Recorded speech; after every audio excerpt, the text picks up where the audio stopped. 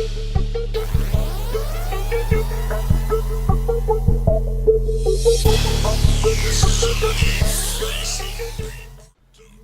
guys, welcome back to Guru Fitness. Today we'll be speaking about how do you go about preparing for fast.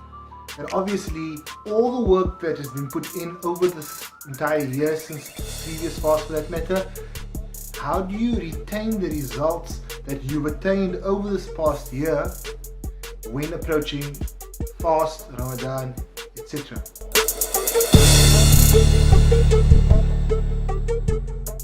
So what is the effect of fasting on the body, and more specifically, is it going to cause us to lose all those gains? So a recent study that was done suggests that the metabolic response to fasting involves a series of hormonal and metabolic adaptations leading to protein conservation. Protein conservation simply means that if you've constructed a physique built up of muscle, the effect of fasting, if done correctly, would facilitate the conservation, meaning retaining of that muscle. So that is already an introduction to what we're going to be discussing. Of course, we're going to be discussing how we go about it in order to retain this. Long story short, there are certain factors that are taken into consideration when applying this method of losing this unwanted fat. But more specifically, our goal with regards to this post is for all of the questions that have come in relative to the month of Ramadan that is approaching us in the next 2 weeks or so.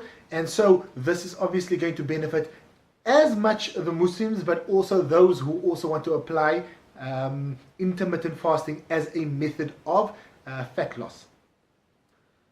When we look at methods of trying to maintain that muscle, obviously the general logic dictates that if you're not going to put your body through a specific set of stressors, meaning applying work to the muscles, be it biceps, triceps, pecs, abs, glutes, quads, etc. If we're not applying any work to those muscles, surely we will not get the result of whether it is maintenance or growth. So in order for us to maintain at least the minimum amount of work that needs to be done is to maintain some form of work to those muscles. So work overload would definitely facilitate, even in the presence or rather in the facilitation of fasting, you would actually find that you would grow muscle and lose fat through fasting. Don't think that would happen, would it? But like I said, studies support this claim, and therefore scientifically it is definitely a truth for that matter, and therefore a fact. To add on to this, if you want to just maintain, then the minimal amount of work that needs to be applied to the various muscles is for you to at least put your body or your muscles through specific weight in order to maintain, or specific resistance for that matter.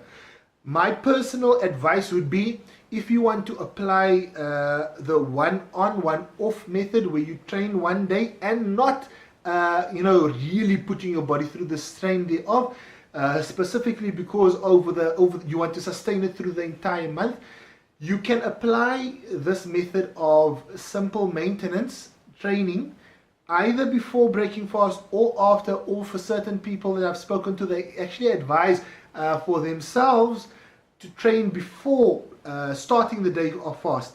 And either way, the studies actually suggest that there's no difference between. So yes, train day on, the next day you rest day off. The next day thereafter you train day on, the next day you train off. So one day on, one day off, alternative days you're training. That's the first point. So training, essential. Secondly, the amount of protein that you need to ingest daily should not change. So a lot of people once again would come across as dictating to you that the amount of protein that you're going to put into your body during the month of Ramadan, whilst fasting, is obviously going to tax your kidneys, etc. It is not true. Once again, supporting studies have shown that you can consume let's make give you an example. A person weighing approximately 90 kilograms should be consuming between 58 to 70 grams of protein per day. Now, if you want to consume this via a protein shake in the morning, as well as some eggs, still in the morning for that matter, and then in the evening you have a nice protein-filled meal, that constitutes towards contributing for that full caloric makeup or macronutrient makeup, then definitely go that route. That being said though, consume a large amount of water both in the morning as well as in the evening. Number 3, make sure that when you're training, be it before breaking a fast or after breaking a fast, or before or after starting your fast, make sure that you pace yourself.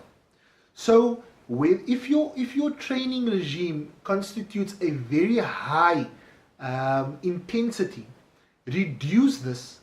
The reason for this is because, one, you will be obviously putting your body through a large stress by virtue of the effect on the body itself and your metabolism.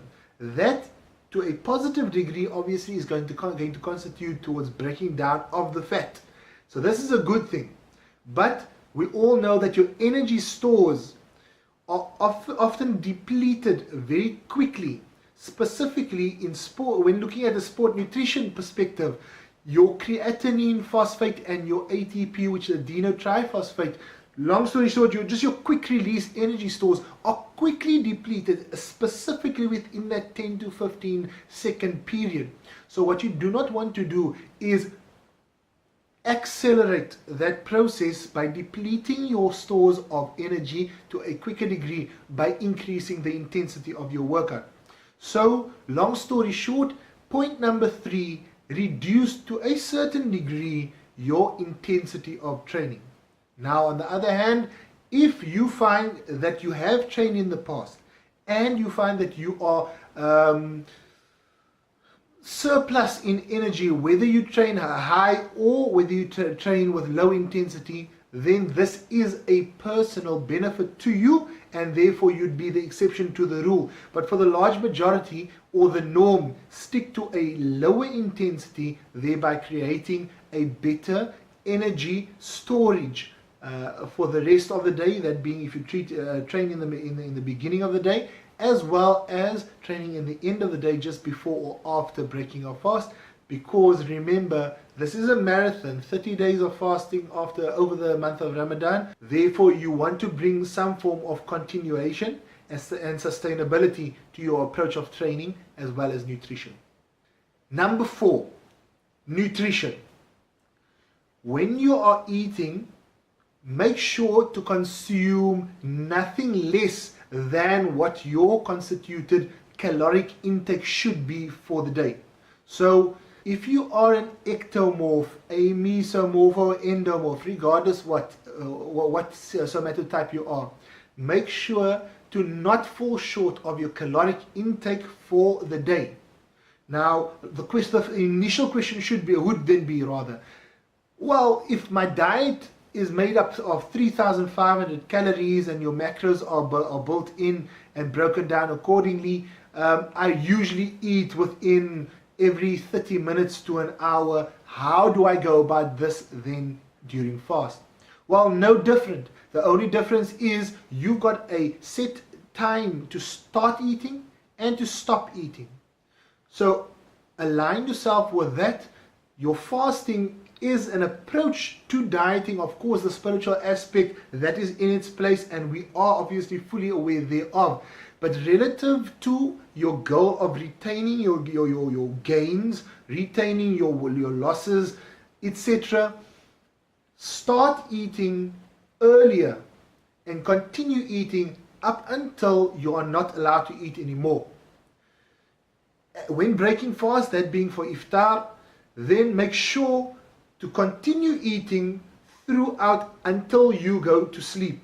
So if you're eating a good and solid meal, cutting out the dirt, etc., when breaking fast, you continue eating once again a half an hour later. You go to mosque, you pray, you perform your tarawih, you come back, you eat again. Just before you sleep, you're eating again, or you're taking a casein protein shake. If this constitutes for your makeup of your diet, that's perfectly fine. It is going to contribute as long as your caloric makeup is ingested or consumed.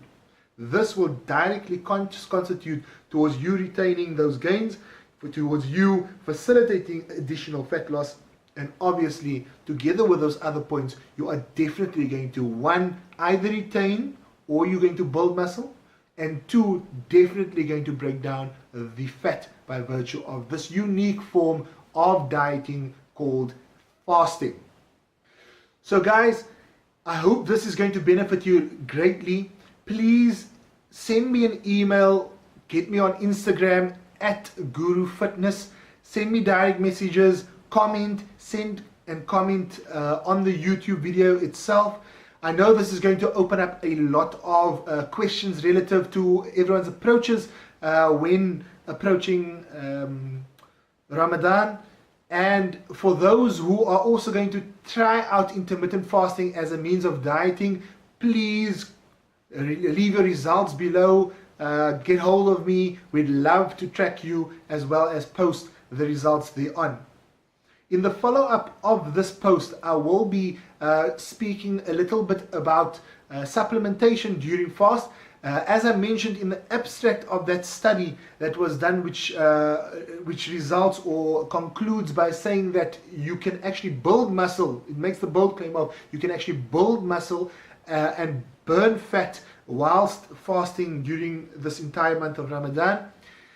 In that, it states that as long as you are maintaining a high or a adequate growth hormone within the body, and I'm not talking about synthetic growth hormones, I'm speaking specifically about natural growth hormone within the body, and states therefore that if you maintain a adequate growth hormone level within the body, you will facilitate this fat burning, retaining of the muscle within the body, and therefore IGF factors which can contribute as a supplementation to maintaining those adequate growth hormone levels will largely contribute towards receiving or getting the full potential and result of fasting for that matter.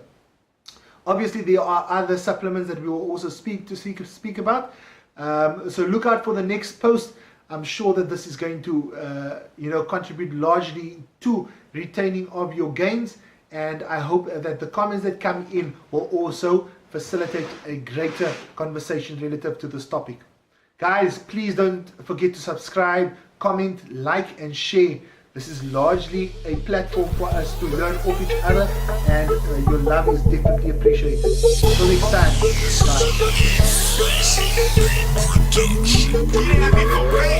bye.